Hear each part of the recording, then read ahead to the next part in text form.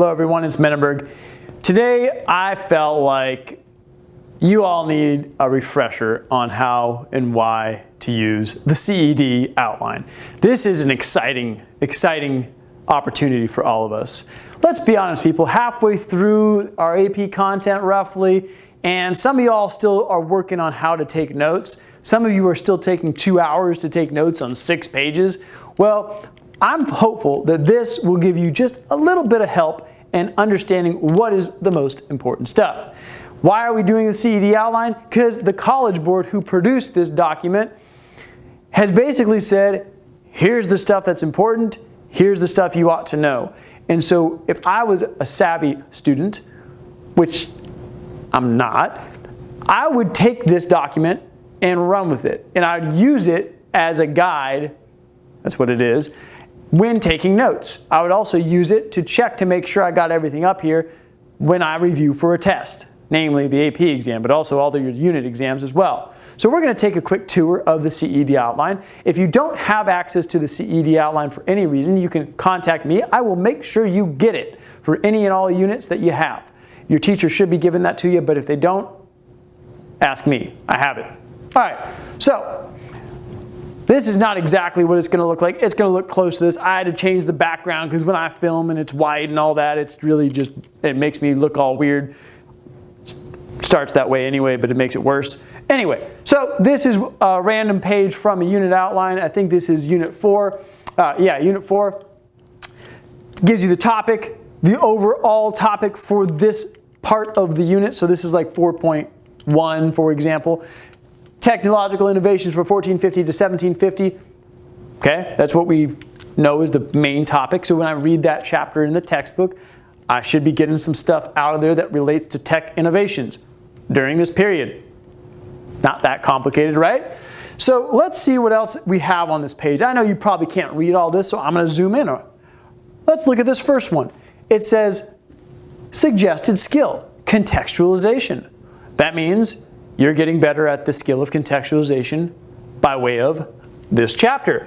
You should be able to identify and describe a historical context for a specific historical development or process.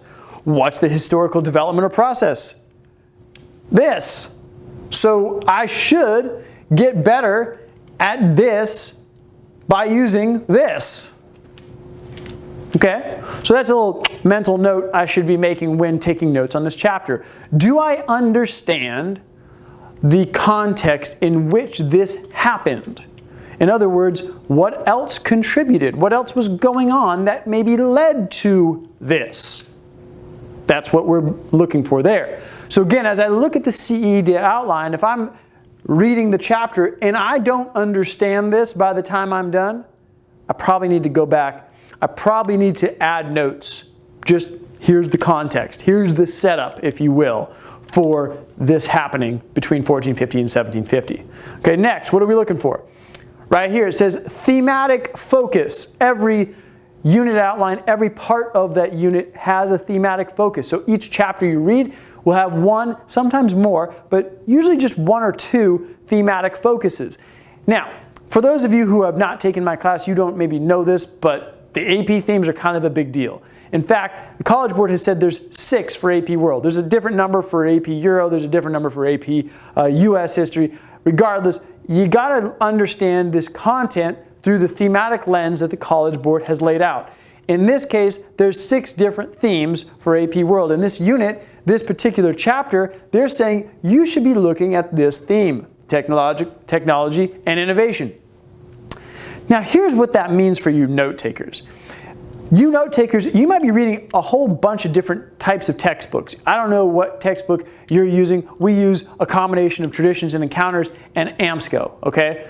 Well, it doesn't really matter which textbook you're using. You're looking through the lens of tech and innovation, okay? That doesn't mean there's not going to be some parts of that textbook that touches on the political stuff or the social stuff or the economic things, other themes, right? It just means that for my notes for this particular chapter, I really want to zero in on this stuff. And what's nice about these CED outlines is they will give you the definition of that theme every single time you're focusing on it for that particular chapter. And by the end of this year, you should have each of those themes just drilled into your brain and you know them like clockwork. You should know them by now, but if you don't, okay, you're going to get them into your brain by using the CED outline. Okay? So again, it narrows the focus of what you're looking for in that chapter of notes, in that chapter of the textbook, okay? You don't need to take notes on every last thing. Use the thematic focus. Okay, next, what else do we see? We see a learning objective and historical developments. The learning objectives, there's usually one or two per chapter. They will often be right at the front of that textbook chapter and they'll reword it somehow. They're in the CED outline. This one says, explain how cross-cultural interactions resulted in the diffusion of technology and facilitated changes in patterns of trade and travel from 1450 to 1750. Boy, that sure sounds like an essay question. Treat it like one, people. Treat it like an LDQ. Treat it like an SAQ. You should, at the end of reading this chapter, be able to do this with specific evidence.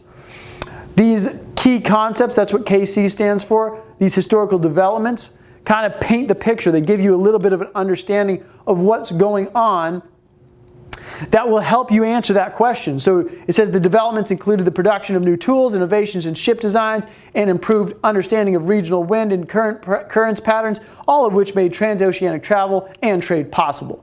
Okay, that's a little bit of context. It's not super specific, but it lays the groundwork for you understanding how I could answer this question if it were an essay, or if I was just reviewing my notes before the unit test. Okay, you need to be able to answer these questions with specific detail. So if I'm taking notes again, that just means that I got to include enough stuff to do that. Okay, and each one of these pages in the unit outlines, in the CED outlines, are going to have a learning objective. They're all going to have one. Some of them are going to have more than one. And it's a good kind of measurement of how much you know or how well you took notes. If you can answer that question with or without your notes. If you can't answer even with your notes, sounds to me like you didn't take the right notes when you were reading that textbook, okay? All right, what else we got on this page? Illustrative examples. Okay, now these are fantastic, okay? The College Board has gone to great lengths. Sometimes it's on the left side, sometimes on the right side, but it says illustrative examples. And it will list some technological innovation. It'll list some of them. So we have the caravel, the carrack, the fleet. We also have European technological development influenced by cross-culture. Okay, it's right there, the Latin sail, compass, astronomical charts. These are words, these are history terms that you should be able to find in your textbook, whatever textbook that is. Now, here's the big question. Do I need to know all of them? It's not going to hurt, but no, you don't need to know all of them. You should, however, know enough of them that if you were asked a short answer question about, I don't know, European technological developments influenced by, you can come up with the Latin sail. You know what it is, you know where it came from, you know how it was used by the Europeans in this case, and you could talk intelligently about the Latin sail. Okay? You don't need to just know what the term is, like I know the term Latin sail. No, you need to know background information. Where did it come from? What was it used for? How was it used differently perhaps by the Europeans? And to what effect? So imagine, if you will, that Latin sail was my specific piece of evidence that I was using for my short answer question or a piece of evidence in my long essay. I can't just mention it. That may not be enough. I need to talk about it intelligently and talk about it a little bit more expansively. And so these illustrative examples should tell you, again, here's what I should get out of this chapter when I'm taking notes. Okay? You might have a bunch of other stuff in the textbook that is not on this list. That's just fun trivia at that point. Okay? You don't need to take notes on that. Probably not. Probably not. It's not like it's worthless or meaningless or unnecessary altogether. I'm just trying to teach you how to be efficient and effective in your note taking. So to do so, you just have your unit outline handy and you will know more or less what to be looking for. That's the key here, people. That's the name of the game. Know what to look for, know what to take notes on, know what you need to know so that you can review and be a successful AP history student. Okay, people, that's all we have. If you have questions, if you need a unit outline, let me know. Put it in the comments, share the video. I don't really care. I hope it's helpful for you though. And until next time, just remember, my friends, life is about choices. We'll see you next time.